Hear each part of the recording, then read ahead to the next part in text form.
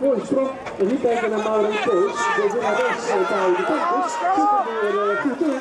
En gaat niet verder. Maar geeft weer een applaus. Zij wint bij de campus met 15 meter oor.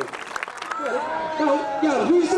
Kijk, wie is erbij? Sietse Bokma bij de junioren.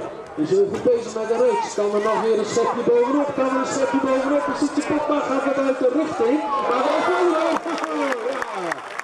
richting de 19,5 meter aan hoor.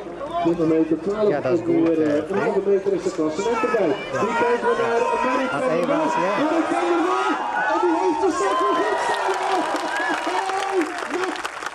Ja. Nou, die is er wel. Maar dit is toch weer een flinke revanche. Nou, Marit, die sportmasseuse doet wonderen. 80, 20 meter. Er moet er echt wat gebeuren. Ja, hier komt er bij Brandsterk. Hij zit goed in de stad. Hij zit heel goed in de stad. En hij corrigeert nog over een beetje weg.